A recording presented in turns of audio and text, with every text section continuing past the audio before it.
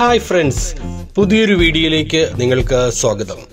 നിങ്ങൾക്ക് ഈ ചാനലിലെ വീഡിയോകൾ ഇഷ്ടമുണ്ടെങ്കിൽ ചാനൽ സബ്സ്ക്രൈബ് ചെയ്യാം. അതുപോലെ വീഡിയോ ഇഷ്ടപ്പെട്ടാൽ ലൈക്ക് ചെയ്യാം. അതോടൊപ്പം വീഡിയോയ്ക്ക് താഴെ നിങ്ങളുടെ കമന്റുകളും പോസ്റ്റ് ചെയ്യാൻ സാധിക്കും. നമസ്കാരം, SS മീഡിയയിലേക്ക് നിങ്ങൾക്ക് ഏവർക്കും സ്വാഗതം. ഞാൻ ഷൈൻസി. ദിവസേന 10 ചോദ്യങ്ങളെങ്കിലും പഠിക്കാം എന്ന ഇന്നത്തെ ക്ലാസ്സിൽ ഒരിക്കൽ കൂടി ഞാൻ നിങ്ങളെ സ്വാഗതം ചെയ്യുകയാണ്. അതിനു മുൻപ് ഈ ചാനൽ നിങ്ങൾക്ക് ഇഷ്ടമായിട്ടുണ്ടെങ്കിൽ തീർച്ചയായിട്ടും സബ്സ്ക്രൈബ് ചെയ്യുക. അതോടൊപ്പം തന്നെ ആ ബെൽ ബട്ടൺ കൂടി അമർത്തിയാൽ ദിവസേനയുള്ള എല്ലാ വീഡിയോയുടെ നോട്ടിഫിക്കേഷൻ നിങ്ങൾക്ക് ലഭിക്കുന്നതായിരിക്കും. കഴിഞ്ഞ ക്ലാസ്സിലെ ചോദ്യം ഇതായിരുന്നു: 2020 വേൾഡ് ഫുഡ് പ്രൈസ് അവാർഡ് ജേതാവ് ആര് എന്നുള്ളതായിരുന്നു ചോദ്യം. ഉത്തരം ഡോക്ടർ രത്തൻലാൽ. ഈ ചോദ്യത്തിന്റെ ഉത്തരങ്ങൾ പോസ്റ്റ് ചെയ്ത വിജയികൾക്കുള്ള കൺഗ്രാറ്റുലേഷൻസ് ഈ അവസരത്തിൽ അറിയിക്കുന്നു. 1 മുതൽ 10 വരെയുള്ള എല്ലാ ചോദ്യങ്ങൾക്കും തുല്യ പ്രാധാന്യമുള്ളതാണ്. അതുകൊണ്ട് തന്നെ ഈ വീഡിയോയുടെ ആദ്യം മുതൽ അവസാനം വരെ നിങ്ങൾ തീർച്ചയായിട്ടും കണ്ടിരിക്കണം. നമുക്ക് ഇന്നത്തെ ക്ലാസ്സിലേക്ക് കടക്കാം. ഒന്നാമത്തെ ചോദ്യം ഇതാണ്: International Day of Family Remittance. അപ്പോൾ International Day of Family Remittance എന്ന് പറയുന്നത് ജൂൺ 16-നാണ്. അപ്പോൾ ചോദ്യം ഇതാണ്: International Day of Family Remittance എന്നാണ് ജൂൺ 16-നാണ്. ഇനി ഇത് ഓർഗനൈസ് ചെയ്തിരിക്കുന്നത് International Fund for Agriculture Development അല്ലെങ്കിൽ IFAD ആണ് ഇത് ഓർഗനൈസ് ചെയ്തിരിക്കുന്നത്. അപ്പോൾ ആരാണ് ഇത് ഓർഗനൈസ് ചെയ്തിരിക്കുന്നത്? International Day of Family remittance organise ചെയ്തിരിക്കുന്ന ആരാണ്? IFAD ആണ്. IFAD എന്ന് പറഞ്ഞാൽ international Fund for Agriculture development ആണ് ഓർഗനൈസ് ചെയ്തിരിക്കുന്നത്. ഇതിന്റെ ഹെഡ് ക്വാർട്ടേഴ്സ് എവിടെയാണ്? റോമിലാണ് ഈ IFADയുടെ ഹെഡ് ക്വാർട്ടേഴ്സ് എന്ന് പറയുന്നത്. റോം, ഇറ്റലിയിലാണ് ഇതിന്റെ ഹെഡ് ക്വാർട്ടേഴ്സ് എന്ന് പറയുന്നത്. ആരാണ് ഇപ്പോഴത്തെ പ്രസിഡന്റ്? ഗിൽബർട്ട് എഫ് ഹാങ്ഹോ ആണ് ഇപ്പോഴത്തെ പ്രസിഡന്റ്. ഏതിന്റെ? IFAD. IFAD എന്ന് പറഞ്ഞാൽ എന്താണ്? International Fund for Agriculture development. IFAD എന്താണ്? International Fund for agriculture and development. ചോദ്യം എന്തായിരുന്നു? International Day of Family Remittance എന്നാണ് ജൂൺ 16. ഇനി രണ്ടാമത്തെ ചോദ്യം ഇതാണ്: ഗ്ലോബൽ വിൻഡ് ഡേ എന്നാണ് ഗ്ലോബൽ വിൻഡ് ഡേ ആചരിക്കുന്നത്? ജൂൺ 15 ഇന്നലെയായിരുന്നു ഗ്ലോബൽ വിൻഡ് ഡേ എന്ന് പറയുന്നത്. അപ്പോൾ ഈ ഗ്ലോബൽ വിൻഡ് ഡേ ഓർഗനൈസ് ചെയ്തിരിക്കുന്നത് EWEA ആണ്. ഗ്ലോബൽ വിൻഡ് ഡേ ഓർഗനൈസ് ചെയ്തിരിക്കുന്നത്. അപ്പോൾ ഗ്ലോബൽ വിൻഡ് ഡേ ഓർഗനൈസ് ചെയ്തിരിക്കുന്ന EWE ഡേ എന്ന് പറയുന്നത് എന്താണ്? European wind energy association. European wind energy association ആണ് EWE എന്ന് പറയുന്നത്. ഈ യൂറോപ്യൻ വിൻഡ് എനർജി അസോസിയേഷൻ ആണ് എന്ത് ഓർഗനൈസ് ചെയ്തിരിക്കുന്നത്? ഗ്ലോബൽ വിൻഡ് ഡേ ഓർഗനൈസ് ചെയ്തിരിക്കുന്നത്. 2007 മുതലാണ് ഇത് സ്റ്റാർട്ട് ചെയ്തിരിക്കുന്നത്. ഗ്ലോബൽ വിൻഡ് ഡേ ആചരിക്കാൻ തുടങ്ങിയിരിക്കുന്നത് എന്ന് മുതലാണ്? 2007 മുതലാണ് തുടങ്ങിയിരിക്കുന്നത്. ഇതിന്റെ ഹെഡ് ക്വാർട്ടേഴ്സ് എന്ന് പറയുന്നത് ഏതിന്റെ? EWE അല്ലെങ്കിൽ യൂറോപ്യൻ വിൻഡ് എനർജി അസോസിയേഷന്റെ ഹെഡ് ക്വാർട്ടേഴ്സ് എന്ന് പറയുന്നത് എവിടെയാണ്? ബെൽജിയത്താണ് ഇതിന്റെ ഹെഡ് ക്വാർട്ടേഴ്സ്. അതുപോലെ അവരുടെ പ്രസിഡന്റ് എന്ന് പറയുന്നത് ഗെയിൽസ് ഡിക്സൺ ആണ് ഇവിടെ പ്രസിഡന്റ് എന്ന് പറയുന്നത്. ഇനി അടുത്ത ചോദ്യം: നാസയുടെ തലപ്പത്തെത്തുന്ന ആദ്യ വനിത. അപ്പോൾ ആദ്യമായിട്ട് നാസയുടെ തലപ്പത്ത് ഒരു വനിത എത്തുന്നു. നാസ എന്ന് പറയുമ്പോൾ അമേരിക്കൻ സ്പേസ് റിസർച്ച് സെന്റർ ആണ് ഇത് നാസ എന്ന് പറയും. ഈ നാസയുടെ തലപ്പത്ത് ആദ്യമായിട്ട് ഒരു വനിത എത്തുന്നു. കാത്തി സുലിവാൻ ആണ് ഇതിന്റെ തലപ്പത്തെത്തുന്ന ആദ്യ വനിത എന്ന് പറയുന്നത്. ഇനി അടുത്ത ചോദ്യം: World Elder Abuse Awareness Day എന്നാണ്.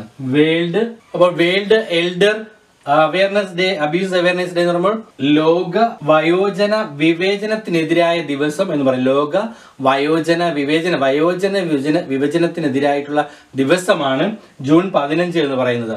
അപ്പോൾ ഇത് ഓർഗനൈസ് ചെയ്തിരിക്കുന്ന ആരാണ്? Network for the Prevention of Elderly Abuse ആണ് ഇത് ഓർഗനൈസ് ചെയ്തിരിക്കുന്നത്. ആരാണ് ഓർഗനൈസ് ചെയ്തിരിക്കുന്നത്?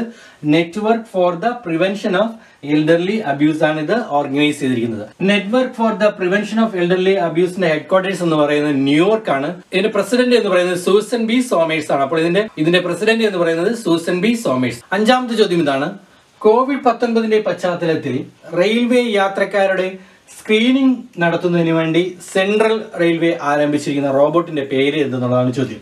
അപ്പോൾ ചോദ്യം ഇതാണ്: COVID-19 പശ്ചാത്തലത്തിൽ റെയിൽവേ യാത്രക്കാരുടെ സ്ക്രീനിംഗ് ടെസ്റ്റ് നടത്തുന്നതിന് വേണ്ടി സെൻട്രൽ റെയിൽവേ ഒരു റോബോട്ട് ഇപ്പോൾ ആരംഭിച്ചിട്ടുണ്ട്. ഒരു റോബോട്ട് വഴിയാണ് ഇപ്പോൾ ഇത് ആരംഭിച്ചിരിക്കുന്നത്. ക്യാപ്റ്റൻ അർജുൻ എന്നാണ് പേര്. ക്യാപ്റ്റൻ അർജുൻ. അപ്പോൾ സെൻട്രൽ റെയിൽവേ ആരംഭിച്ചിരിക്കുന്ന റോബോട്ടിന്റെ പേരാണ് ക്യാപ്റ്റൻ അർജുൻ. ഇത് എന്തിനു വേണ്ടിയാണ്? യാത്രക്കാരുടെ സ്ക്രീനിംഗ് ടെസ്റ്റ് നടത്തുന്നതിന് വേണ്ടിയാണ്.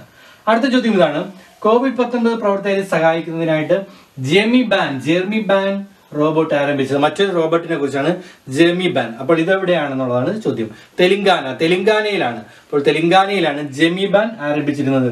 COVID-19 പ്രവർത്തകരെ സഹായിക്കുന്നതിന് വേണ്ടിയാണ് ഈ ജെർമിബാൻ ആരംഭിച്ചിരിക്കുന്നത്. എവിടെയാണ്? തെലങ്കാനയിൽ. ഇനി 7ാമത്തെ ചോദ്യം ഇതാണ്. യൂണിറ്റ് ട്രസ്റ്റ് ഓഫ് ഇന്ത്യ UTIയുടെ മ്യൂച്വൽ ഫണ്ടിന്റെ പുതിയ CEO. അപ്പോൾ ആരാണ് UTI മ്യൂച്വൽ ഫണ്ടിന്റെ പുതിയ CEO? ഇംതിയാസുർ റഹ്മാനാണ് UTIയുടെ മ്യൂച്വൽ ഫണ്ടിന്റെ CEO എന്ന് പറയുന്നത്. പുതിയ CEO. UTI എന്ന് പറഞ്ഞാൽ യൂണിറ്റ് ട്രസ്റ്റ് ഓഫ് ഇന്ത്യ എന്നുള്ളതാണ് UTI എന്ന് പറയുന്നത്. അടുത്ത ചോദ്യം ഇതാണ്. ഇൻലാൻഡ് നാവിഗേഷന്റെ പുതിയ ചെയർമാൻ. അപ്പോൾ അടുത്ത ചോദ്യം, ഇൻലാൻഡ് നാവിഗേഷന്റെ പുതിയ ചെയർമാൻ നമുക്ക് സുപരിചിതനായ മുൻ ചീഫ് സെക്രട്ടറി ആയിരുന്ന ടോം ജോസ് ആണ്. അപ്പോൾ ടോം ജോസ് ആണ് ഇപ്പോൾ വിവാദപരമായി കൊണ്ടിരിക്കുന്ന ഇൻലാൻഡ് നാവിഗേഷന്റെ ചെയർമാൻ എന്ന് പറയുന്നത്. 9ാമത്തെ ചോദ്യം ഇതാണ്. പട്ന ഖാദി മാളിന്റെ ബ്രാൻഡ് അംബാസഡറായി ബീഹാർ ഗവൺമെന്റ് നിയമിച്ചത് ആരെ? അപ്പോൾ ബീഹാർ ഗവൺമെന്റ് ആരെയാണ് പട്ന ഖാദി മാളിന്റെ അംബാസഡറായിട്ട് നിയമിച്ചിരിക്കുന്നത്? പങ്കജ് ത്രിപാഠിയാണ്. അപ്പോൾ പങ്കജ് ത്രിപാഠിയാണ് പുതിയ ബ്രാൻഡ് അംബാസഡർ. ഏതിന്റെയാണ്? പട്ന ഖാദി മാളിന്റെ പുതിയ ബ്രാൻഡ് അംബാസഡർ. നമ്മൾ ബീഹാറിനെ പറ്റി പഠിക്കുമ്പോൾ ശ്രദ്ധിക്കേണ്ടത് ഗവർണർ എന്ന് പറഞ്ഞാൽ പാഹു ചൗഹാനാണ്. അതുപോലെ നിതീഷ് കുമാറാണ് ചീഫ് മിനിസ്റ്റർ. ബീഹാറിന്റെ ചീഫ് മിനിസ്റ്റർ എന്ന് പറയുന്നത് നിതീഷ് കുമാറാണ്. പാഹു ചൗഹാനാണ് അവരുടെ ഗവർണർ എന്ന് പറയുന്നത്. ഇനി അടുത്ത ചോദ്യം, 10ാമത്തെ ചോദ്യം ഇതാണ്.